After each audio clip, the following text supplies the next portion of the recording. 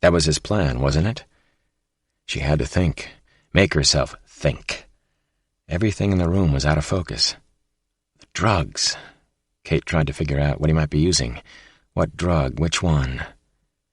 Perhaps it was Forain, a strong muscle relaxant that was used prior to anesthesia. It came in a 100-millimeter bottle. It could be sprayed directly into a victim's face or poured over a cloth and held to someone's face. She tried to remember the drug's after-effects. Shivering and nausea, dry throat, decrease in intellectual functioning for a day or two. She had those symptoms. All of them. He's a doctor. The thought struck her like a low punch. It made perfect sense to her. Who else would have access to a drug like Forain? At the dojo in Chapel Hill, a discipline was taught to help students control their emotions. You had to sit in front of a blank dojo wall and remain sitting no matter how much you wanted or thought you needed to move. Kate's body was drenched with perspiration, but she was determined. She would never let him break her will. She could be unbelievably strong when she needed to be. That was how she'd gotten through medical school on no money and against all odds. She sat in a lotus position for more than an hour in her prison room. She breathed quietly and concentrated on clearing her mind of the pain, the nausea, and the rape. She focused on what she had to do next. One simple concept: escape. Chapter 34. Kate rose slowly to her feet after the hour of meditation. She was still woozy, but she felt a little better, more in control. She decided to search for his peephole. It had to be there, hidden somewhere in the natural wood walls. The bedroom was exactly 12 by 15. She'd measured it several times. In a tiny alcove the size of a closet, there was the equivalent of an outhouse. Kate carefully looked for even the tiniest slit in the wall, but she saw nothing. The toilet in the alcove seemed to empty directly into the ground. There was no plumbing, at least not in this part of the building. Where am I being kept? Where am I?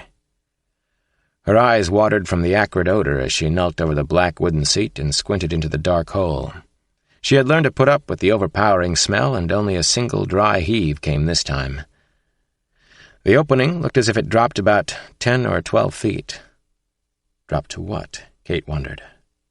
It looked very narrow, and she didn't think she could squeeze through it, not even if she took off all her clothes. Maybe she could, though. Never say never.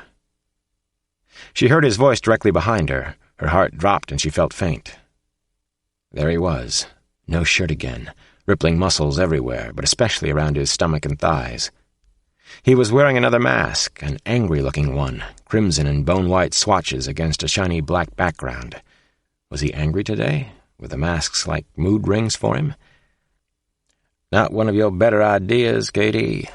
It's been tried by someone slimmer than you are, he said in a sing-songy voice. I won't go down there to help you back up. Very shitty way to die. Think it through. Kate struggled to her feet and began to retch. She did her best to do it convincingly. I'm sick. I thought I was going to throw up, she said to Casanova. I definitely believe you do feel sick, he said. That will pass. But it isn't the real reason you are kneeling over the toilet. Tell the truth and shame the devil. What do you want from me? Kate asked. He sounded different today. Maybe the drugs were distorting her hearing. She studied the mask. It seemed to turn him into another person, another kind of creep. Was he a split personality? I want to be in love. I want to make love to you again. I want you to get beautiful for me. Maybe one of the lovely dresses from Neiman Marcus, nylons and high heels. Kate was terrified and disgusted, but trying not to show it. She had to do something, say something that would keep him away from her for now. I'm not in the mood, honey, Kate shot back in answer. I don't feel up to getting dressed. She couldn't keep the sarcasm completely out of her voice. I have a headache. What kind of a day is it, anyway? I haven't been outside yet. He laughed. An almost normal laugh. A nice enough laugh from behind his nasty mask. Sunny Carolina blue skies, Kate. Temperature in the high 70s. One of the 10 best days of the year. With one hand, he suddenly yanked her to her feet. He pulled her arm hard as if he were trying to tear it from its socket. Kate yelled as violent pain shot up her arm. It exploded in the soft space, the hollow behind her eyes. In a fury, in panic, she reached out and pulled down on the mask. "Stupid! Stupid!" he yelled into her face. "And you're not a stupid woman." Kate saw the stun gun in his hand and realized she had made a terrible mistake. He leveled it at her chest and shot her. She tried to keep standing, willed herself to stay up, but her body didn't think anymore, and she slumped to the floor. He was going crazy now. She stared at him in muted horror as he raised his boot and began to kick out at her. A tooth spun in slow motion, spun over and over on its trail across the wooden floor. The revolving tooth fascinated her. It took her a moment to realize that it was her tooth. She could taste blood and feel her lips swelling. There was a hollow ringing in Kate's ears, and she knew she was slipping into unconsciousness. She clung to what she had seen behind the mask. Casanova knew she had seen part of his face. A smooth pink cheek, no beard or mustache visible. His left eye, blue. Chapter 35. Naomi Cross was trembling as she pressed herself hard against the bolted door that sealed off her room. Somewhere in the house of horror, a woman was screaming. The sound was muffled by the walls, by the soundproofing he'd built into the house, but it was still terrifying. Naomi realized that she was biting down on her hand, hard. She felt sure he was killing someone. It wouldn't be the first time. The screams stopped. Naomi pressed harder against the door, straining to hear some sound. "Oh no, please," she whispered. "Don't let her be dead." Naomi listened to the electric silence for a long time. Finally, she moved away from the door. There was nothing she could do for the poor woman, nothing anyone could do. Naomi knew she had to be very good right now. If she broke any of his rules, he would beat her. She couldn't let that happen.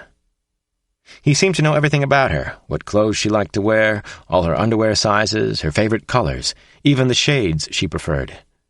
He knew about Alex and Seth Samuel, and even about her friend Mary Ellen Clark. The tall, pretty blonde thing, he called her. Thing. Casanova was very kinky. He was into play acting and fantasy psychodramas.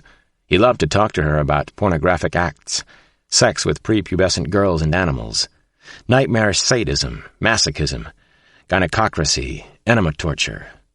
He talked about everything so casually.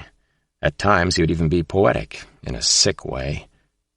He quoted from Jean Genet, John Reschi, Durrell, de Sade. He was well-read, probably well-educated. "You're smart enough to understand me when I talk," he had told Naomi on one of his visits. "That's why I picked you, sweet darling." Naomi was startled by the sound of more screaming. She ran to the door and placed her cheek against the cool, thick wood. Was it the same woman, or was he killing someone else, she wondered. "Somebody please help me," she heard. The woman was screaming at the top of her voice. She was breaking the house rules. "Somebody help. I'm being held captive in here. Somebody help. My name is Kate McTiernan. Somebody help." Naomi shut her eyes. This was so bad. The woman had to stop. But over and over again the calls for help were repeated. That meant Casanova wasn't in the house. He must have gone out. "Somebody please help me. My name is Kate McTiernan. I'm a doctor from the University of North Carolina Hospital." The screams continued. 10 times, 20 times. Not in panic, Naomi began to realize. In rage. He couldn't be in the house. He wouldn't let her go on this long. Naomi finally summoned up her courage and shouted as loud as she could. "Stop it! You must stop calling for help! He'll kill you! Shut up! That's all I'm going to say!" There was silence. Blessed silence, finally. Naomi thought she could hear the tension all around her. She certainly felt it. Kate McTiernan didn't stop for long. "What's your name? How long have you been here? Please talk to me. Hey, I'm talking to you," she shouted. Naomi wouldn't answer her. What was wrong with the woman? Had she lost it after the last beating? Kate McTiernan called out again. "Listen, We can help each other. I'm sure we can. Do you know where you're being kept?" The woman was definitely brave, but she was being foolish, too. Her voice was strong, but it was beginning to sound hoarse. "Kate." "Please, talk to me. He isn't here now, or he would have come with his stun gun. You know I'm right. He won't know if you talk to me. Please, I have to hear your voice again. Please, for 2 minutes, that's all, I promise you. 2 minutes. Please, just 1 minute." Naomi still refused to answer her. He could have come back by now. He might be in the house listening to them, even watching them through the walls. Kate McTiernan was back on the air. "All right, 30 seconds. Then we'll stop, okay? I promise I'll stop. Otherwise, I'll keep this up until he does come back." "Oh, God, please stop talking," a voice inside Naomi was screaming. "Stop it right now." "He'll kill me," shouted Kate. "But he's going to do that anyway. I saw part of his face. Where are you from? How long have you been here?" Naomi felt as if she were suffocating. She couldn't breathe, but she stayed at the door and listened to every word the woman had to say. She wanted to talk to her so badly. "He might have used a drug called Forane. Hospitals use it. He might be a doctor. Please. What do we have to fear except torture and death?" Naomi smiled. Kate McTiernan had guts and also a sense of humor. Just hearing another voice was so unbelievably good. The words tumbled out of Naomi's mouth almost against her will. "My name is Naomi Cross. I've been here for 8 days, I think. He hides behind the walls. He watches all the time. I don't think he ever sleeps. He raped me," she said in a clear voice. It was the first time she had said the words out loud. "He raped me." Kate answered right back. "He raped me too, Naomi. I know how you feel. Terribly bad. Dirty all over. It's so good to hear your voice, Naomi. I don't feel so alone anymore." "Me too, Kate. Now please, shut up!" Downstairs in her room, Kate McTiernan felt so tired now. Tired, but hopeful. She was slumped against one of the walls when she heard the voices around her. "Maria Jane Capaldi. I think I've been here about a month." "My name is Kristen Miles. Hello." "Melissa Stanfield. I'm a student nurse. I've been here 9 weeks."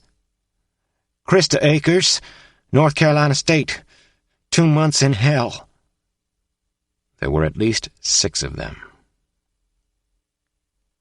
Part 2. Hide and Seek. Chapter 36. A 29-year-old Los Angeles Times reporter named Beth Lieberman stared at the tiny blurred green letters on her computer terminal. She watched with tired eyes as one of the biggest stories at the Times in years continued to unfold. This was definitely the most important story of her career, but she almost didn't care anymore. "This is so crazy and sick. Feet. Jesus Christ." Beth Lieberman groaned softly under her breath. Feet. The 6th diary installment sent to her by the gentleman caller had arrived at her West Los Angeles apartment early that morning. As had been the case with the previous diary entries, the killer supplied the precise location of a murdered woman's body before starting into his obsessive, psychopathic message for her. Beth Lieberman had immediately called the FBI from her home, and then she drove quickly to the offices of the Times on South Spring Street.